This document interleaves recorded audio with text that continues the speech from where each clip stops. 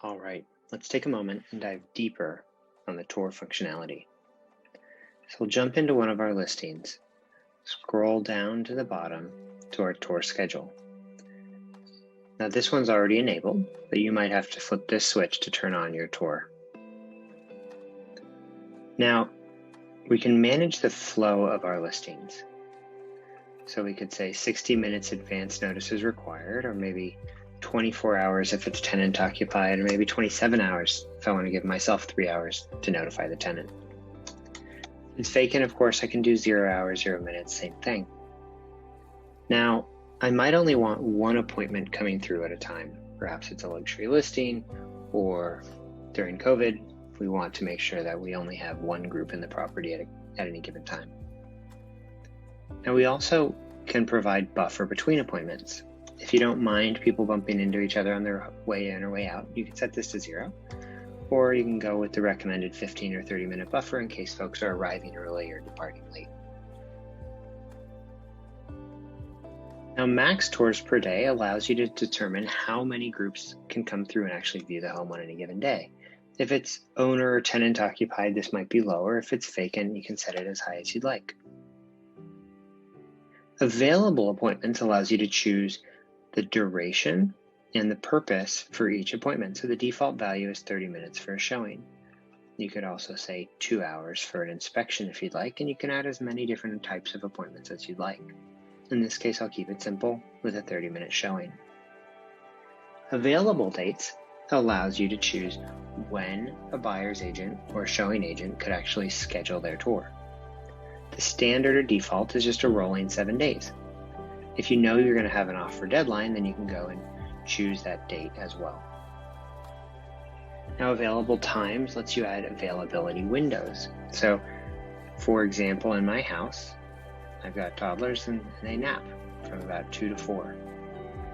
So I might say showings are available 8 to 2, and then from 4 until 6. Now, of course, if it's a vacant property, you can just do a single availability window and make it as early or as late as allowed in local customs. Make it as early or as late as you'd like. Now, if the property has traffic at a certain time of day, you might want to prevent showings during that window.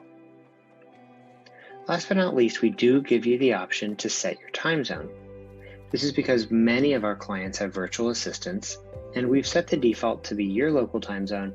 But if you were working, say, in the Philippines, but setting up the tour for a home in Pacific time, then you could just choose a city in Pacific time, and that would automatically adjust the availability calendar.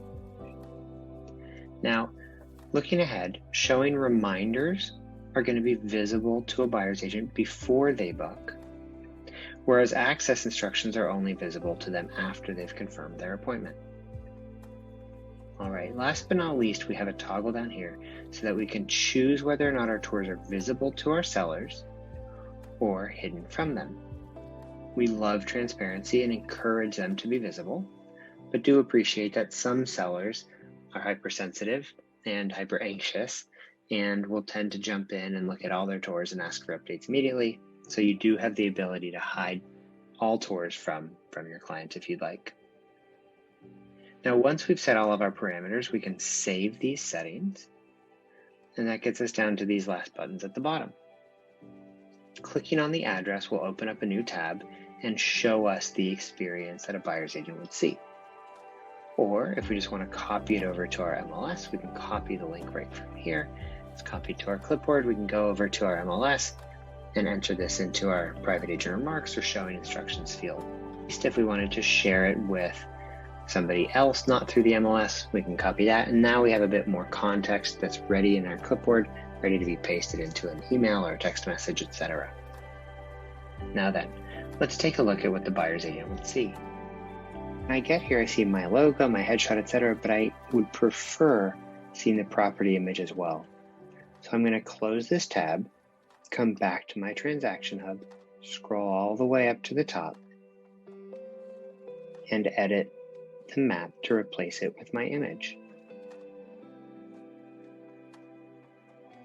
Once I've found the image that I'm looking for, I can replace the map Scroll back down to the bottom and take another look at that tour page